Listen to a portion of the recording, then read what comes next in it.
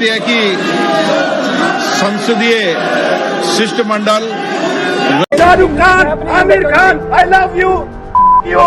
Once again. You're destroying the Indian culture. You're destroying us.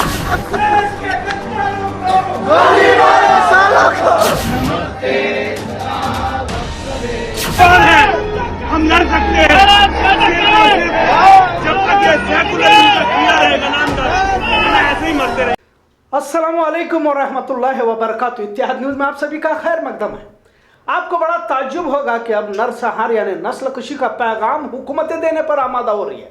आज खास जिक्र दो बातों का होना जरूरी है, जिसमें खासकर दो मामलों का जिक्र सरे फेहरिस्त है। और एक जो है अदालत का जो फैसला आज हिजाब को लेकर आया है वो, और दूसरा जो है कश्मीर फाइल्स को लेकर नफरती एजेंडा। इस पर पहले भी बात हो चुकी है, लेकिन आज फिर दोबारा कहना इसलिए जरूरी है कि मामले को किस तरह तूल दिया जा रहा है और हर जगह जगह पर इसे सरकारी तौर पर इसे बढ़ावा दिया जा रहा है।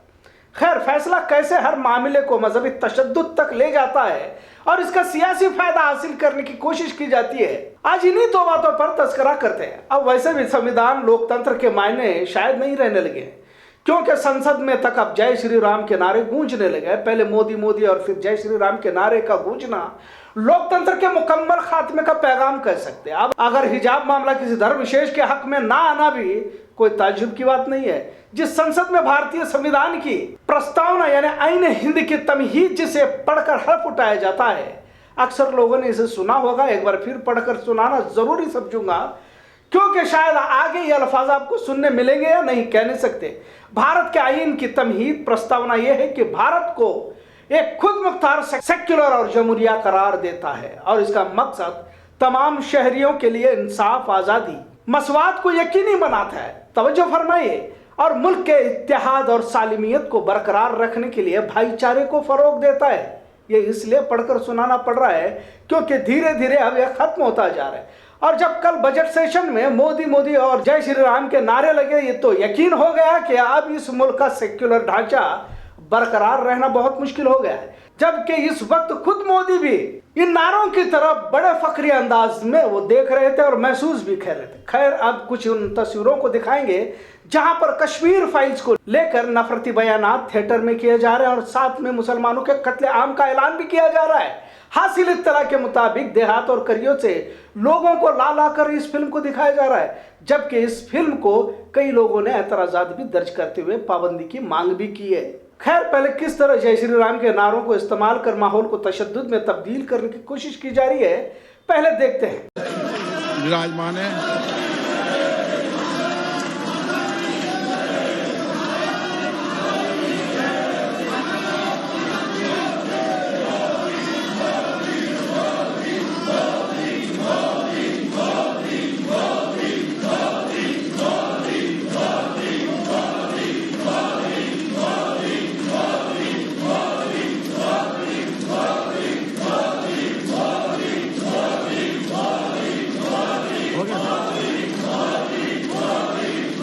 हो गया।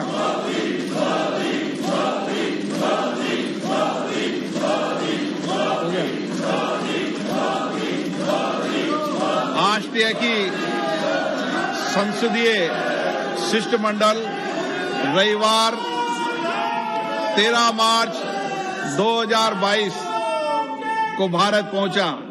Shahrukh Khan, Aamir Khan, I love you. You.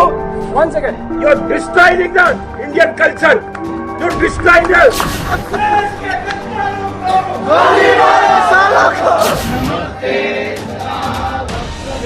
कौन है? हम लड़ सकते हैं जब तक ये सेकुलरिज्म का कीड़ा रहेगा ना, ऐसे ही मरते रहे।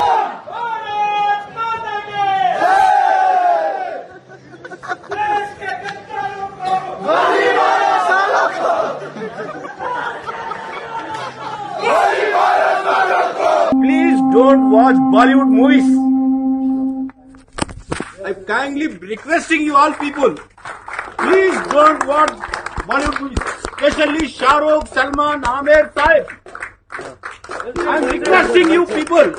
Well said. Bharat Mata ki! Jai! Bharat Mata ki! जय Vande Mataram Vande Mataram I am requesting you, Mataram. I am begging you people, Mataram. please don't watch movies of Bollywood, especially Khans, Amir Khan, Salman Khan, Shah Rukh Khan. They not even any of one Salman Khan had supported the Bollywood. देखने वाले समझदार है तो समझ जाइए बस। I am requesting you people all, each one of person, I am specially requesting you people. I also want to Please. say something about Please, please and please. our media also not showing Shah anything Rukh which is Khan, happening in the Amir country. Khan, I love you. You. One second.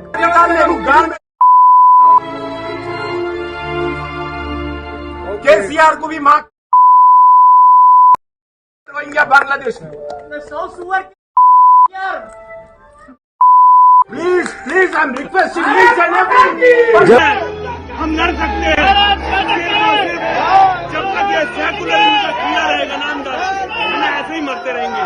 भाई साहब, अगला number Kashmir के बाद केरल के बाद waste Bengal, and आपने देख चुके ईस्ट दिल्ली के दंगे। दिल्ली में भी हो रहा है। ऐसे ही काटा गया था नेगी को, एक लड़का था 16 साल का, सेम ऐसे ही काटा था आहिर हुसैन ने, ऐसे ही काटा, उसको ऐसे ही काटा, और उसी को साले पंजाब वाले जिताते यार, हम लोग जिताते यार। PIL नहीं फाइल होने देता ये सारा केजरीवाल। जिसको सोचो आप कितना बचाओगे, कितना कमा के छोड़ के जाओगे, कितना बिजली पानी में बिक रहे हैं तुम, बिजली पानी में बिक रहे रहा हूँ मैं अकेला आया हूँ अपने ऑफिस से, मैं मूवी नहीं थी ना कोई एंटरटेनमेंट। किसी एक इंसान की जान भी लेना गलत है, लेकिन 1990 की कहानी को अब दिखाकर ये कहना कि अब मुसलमानों से बदला लेना है और इस पर तमाम इंतजामिया खामोश है, सिर्फ खामोशी नहीं बल्कि नफरत को बढ़ावा भी दे रही है, खूनी साजिश को इस तरह से अपनी हिमायत देने का काम भी मौजूदा हुकूमतें कर रही हैं। और वैसे भी गुजरात दंगों के वक्त सभी ने देखा है कि किस तरह से इंतजामिया खामोश रही, पुलिस हो या चाहे अदलिया हो, तमाम तर चीजें आपके सामने मौजूद है। और ऐसे मामलों में हिमायत देने का काम मौजूदा हुकूमतें कर रही हैं। और वैसे भी इन अंधभक्तों के ये इत्तला भी देता चलूं कि महंगाई और भी बढ़ने वाली है, और आप इस पर सवाल ना पूछे इसलिए नफरती जहर तुम्हारे दिमागों में डालकर जहनों को मुंतशिर किया जाए। पेट्रोल जल्द 20 रुपये बढ़ने की इत्तला हासिल हुई है। तमाम रोजमर्रा की जरूरी चीजें भी जबरदस्त इजाफा हो सकता है, लेकिन आपको कश्मीर फाइल्स के जरिए नफरती माहौल का टॉनिक भी बराबर मिलता रहेगा। 80 के करीब पंडितों के कत्लेआम पर बनी कश्मीर फाइल्स को जेनोसाइड कहते हुए अपने अतराफ में रह रहे मुसलमानों के खिलाफ जहर तो सरकारी तौर पर फैलाया जा ही रहा है, देहात में भी बड़े मुनज़्ज़म अंदाज में इस नफरती एजेंडे को चलाया जा रहा है। पर सवाल तो मुजफ्फरनगर, भिवंडी, गुजरात पर भी उठाना जरूरी है। और जब इन पर सच्चाई दिखाने वाली परजानिया जैसी फिल्म को रिलीज करने से हुकूमत रोक भी देती है, और ऐसा नहीं कि 2000 से भी ज्यादा मुसलमानों की नस्ल कुशी को बतौर फख्र बताया गया। अब तक इंसाफ दम तोड़ रहा है। एहसान जाफरी की बीवी अभी भी अदालतों के चक्कर काटते बूढ़ी हो चुकी है, जबकि इसके शोहर और कांग्रेस के MP रहे एहसान जाफरी को इन्हीं फिरका परस्त और हिंदुत्ववादी तंजीमों की जानिब से जिंदा जलाएगा। कईयों को क्लीन चिट मिल गई है और बेगुनाहों को फांसी के फंदों पर चढ़ाकर इंसाफ का मजाक भी देखा जा रहा है। अभी हाल ही में जो फैसला आया, अब जब इंसाफ की बात आती है तो अदलिया भी कटघरे में खड़ी नजर आती है। अमित शाह ने सबरीमाला केस में कहा था कि अदालतों को ऐसे फैसले नहीं देने चाहिए जिन पर अमल ना किया जा सके।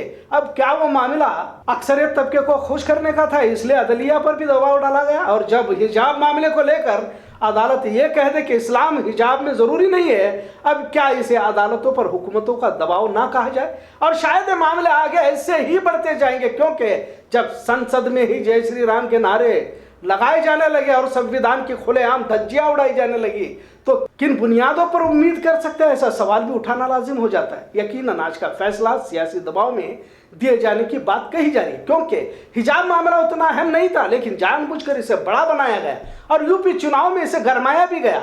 आपकी याद दिहाई के लिए बाबरी मस्जिद को किसने शहीद किया अब तक मालूम नहीं है, क्योंकि सुप्रीम कोर्ट ने तमाम मुजरिमों को बाइज्जत बरी कर दिया है। लिहाजा अब तक बाबरी मस्जिद को किसने शहीद किया समझ में नहीं आ रहा। जबकि 6 दिसंबर को तमाम मंजर टीवी पर दिखाए जा रहे थे और सभी ने देखा है। आज के इन दोनों मामलों पर गौर करने के बाद मुस्लिम माशरे की बेहिस्सी पर भी तस्करा जरूरी है। आखिर मुस्लिम उम्मत किस इंतजार में है समझ में नहीं आ रहा। आज जब अदालत का फैसला आया है तो खामोश रहने की हिदायत कुछ उलमा दीनी रहनुमाओं की जानिब से दी गई, तो कुछ सियासी रहनुमाओं ने इसे अगली अदालत तक इंसाफ की गुहार लगाने की बात कहते हुए देखा गया। क्या हिजाब मामले को भी अरसे तक जिंदा रखकर फिरका परस्त पार्टियों के लिए खुराक मुहैया कराई जाए। आखिर कौन से ख्वाब गफलत की नींद में ये पूरा मुस्लिम समाज सो रहा है, समझ में नहीं आ रहा। जब एक तरफ नस्ल कुशी की बात खुले मन से खुले आम की जा रही है और तमाम माशरा ऐश परस्ती, अय्याशी और रोजमर्रा के कामों में ऐसे मसरूफ है जैसे इसे कुछ लेना देना ही नहीं। क्या तमाम के तमाम नस्ल कुशी के इंतजार में है या तैयार बैठे हैं? अगर दिगर पिछड़ा दलित समाज का जायजा भी लिया जाए तो इन्हें भी किसी दस्तूर हिंद यानी संविधान लोकतंत्र की जरूरत ही नहीं, ऐसा लग रहा है। कुल मिलाकर फिरका परस्तों को तमाम रास्ते खुले हैं। मुस्लिम समाज बेहिस है। आज हिजाब के मामले पर कोई रद्द-ए-अमल नजर नहीं आया और न किसी दीनी सियासी रहनुमाओं ने अपना इजहार ख्याल किया। वही कश्मीर फाइल्स पर खुलेआम मुसलमानों के खिलाफ बयानबाजी और नारेबाजी कर रहे हैं तो इस पर भी एक तरह का सन्नाटा छाया हुआ है। मतलब अब तो पूरी तरह से यही कहना पड़ेगा कि इस मिल्लत का मुहाफिज सिवाय अल्लाह के कोई नहीं है और इस मुल्क का मुस्तकबिल भी सिवाय तारीकी के कुछ भी नहीं है। एक मासूम बच्चे की मौत के बाद उनके वालिदैन का क्या हाल होता है और जो छोटा बच्चा जिसके लिए कई ख्वाब वालिदैन सजाए रहते हैं, लेकिन जब वो सड़क हादसे में मर जाता है, इंतकाल हो जाता है तो वाकई एक पहाड़ सा टूट पड़ता है। सड़क हादसे में दिल दहला देने वाला वाकया पेश आया में 6 साल के अब्दुल मन्नान आसिफ बागलकोटी की स्कूल से लौटते वक्त मौत हो गई। हासिल इत्तला के मुताबिक कनबरगी रोड पर वाक़े स्कूल लिटिल स्कॉलर के करीब यह हादसा पेश आया। जब स्कूल से अब्दुल मन्नान वालिद की तरफ दौड़ता जा रहा था, अचानक सड़क पर तेज रफ्तार कार की ठोकर से मौत हो गई। ठोकर इतनी शदीद थी कि दूर तक कार से घसीटते हुए मासूम अब्दुल मन्नान चला गया, जिससे सर पर गहरी चोट आई, जिसमें बच्चे की मौत हो गई। स्कूल के करीब स्पीड ब्रेकर न होने की वजह से 12 हादसे होते रहते हैं, ऐसा भी अवाम का कहना है। लिहाजा स्पीड ब्रेकर का भी मुतालबा किया जा रहा है। आसिफ बागलकोटी के अब्दुल मन्नान फर्जंद थे जो हारमोनी अपार्टमेंट शाहनगर में रहते। इस हादसे से आसिफ बागलकोटी और इनके घर वालों पर गहरा सदमा पहुंचा है। अल्लाह ताला से दुआ है कि घर वालों को सब्र जमील अता फरमाए और मरहूम अब्दुल मन्नान को जन्नतुल फिरदौस में जगाता करे। आज हिजाब मामले को लेकर फैसला आया, जिसमें पहले के ही फैसले को बरकरार रखते हुए यह कहा गया था, जबकि सभी जानते हैं कि मामले को एक तवील अरसे तक ले जाया गया। आज इस फैसले के मद्देनजर सख्त पुलिस इंतजामिया भी स्कूल कॉलेज के अहाते में रखा गया था। दफा 144 भी नाफिज की गई थी। हिजाब फैसले के बाद एहतजाज या फिर जश्न मनाने के मद्देनजर सख्त इंतजाम किया गया था। अवाम में ये भी कहते देखा गया कि बजाय स्कूल के पास इंतजामिया को तैनात करने के कश्मीर फाइल्स फिल्म दिखाई जाने वाली थिएटरों में मुस्लिम माशरे के खिलाफ नारेबाजी करने वालों पर कार्रवाई करते तो बेहतर होगा, ऐसा भी आवाम की जानिब से कहते देखा गया। खबरों का सिलसिला यूं ही चलता रहेगा। देखते रहे इत्तेहाद न्यूज़। शुक्रिया, अल्लाह हाफिज।